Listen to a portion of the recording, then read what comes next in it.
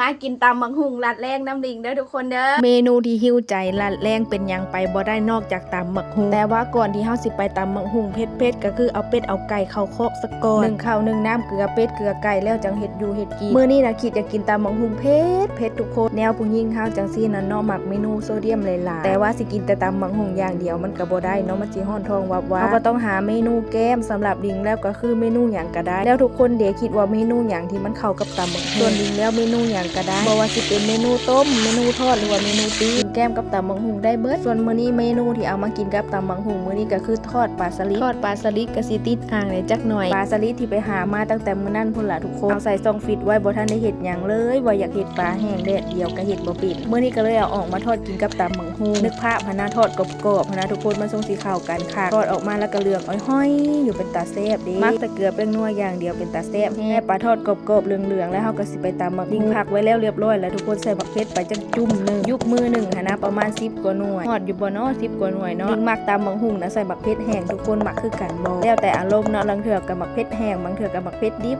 บ่แม่นลังเถื่อกับบักเผ็ดสุกตัวเกินไปซะแล้วบักหุ่งมื้อนี้ก็บ่ค่อยกรอบทุกคนเพราะว่าเก็บมาหลายมื้อแล้วอีพอเราเอามาแต่บ่เราไปโตไก่พูนนะอยากเหลืองแล้วจักหน่อยค่อนข้างสิไปทั้งบักหุ่งเหิมแล้วมักเล่นลงไปมักเล่นอีหยังอันนี้มักเล่นหน่วยน้อยๆกลุ่มๆนี่นะมะนาวก็ใส่2ซีกเพราะว่าใส่มักเล่นหลายแล้วแค่2ซีกนี่ก็คือน่าสิสมแห้งแล้วล่ะเพราะว่าบักหุ่งก็น้อยๆเดียวนึงเนาะจ้ะทุกคนจ้าบ่ได้ตามหลายสิ่งที่ใส่หลายก็คือซีเมนต์แม่ใหญ่นัวแม่ใหญ่แป้งนัวหั่นแหละใส่หลายเนี่ยจักหน่อยปลาแดกจัก2จองเพื่อความนัวมีไผที่มักตำบักหุ่งแบบเด้งหรือบ่ตำแบบสิปรุงน้ำหลังนะทุกคนใส่เส้นไปก่อนแล้วก็มาปรุงน้ำหลังส่วนหลายที่เห็นเพิ่นตำก็คือปรุงน้ำมันก่อนเนาะจังใส่เส้นมักเมื่อก่อนลิงก็ตำแบบนั้นทุกคนแต่ว่าเดี๋ยวนี้มาตำแบบนี้เลยรู้สึกว่าตำแบบนี้แล้วมันเข้าเส้นดีเข้าเนื้อเข้าน้ำดีนะทุกคนน้ำก็หลายอีกเด้เมื่อก่อนที่ลิงตำนั่นสิเป็นแบบแห้งๆน้ำก็บ่มีตำบักหุ่งมื้อนี้ก็ยุบข้าวปุ้นน้ำเด้ข้าวปุ้นลวกเองเนาะจ้ะทุกคนเป็นข้าวปุ้นแห้งลิงลวกเอาน้อยนึงได้บักเลยล้านกับข้าวแรงของเฮาก็แล้วตำบักหุ่งกับทอดปลาสลิดก็กรอบทุกคนฮักเปาะว่าอยากเฮ็ดปลาสลิดแดดเดียวก็ยังเฮ็ดบ่เป็นอยู่ผักแก้มในมื้อนี้ก็มีผักบ้งแล้วก็ผักกะหล่ำซ้ำนี่ก็แซ่บได้แล้วทุกคนกับข้าวแรงมื้อนี้มาเด้อ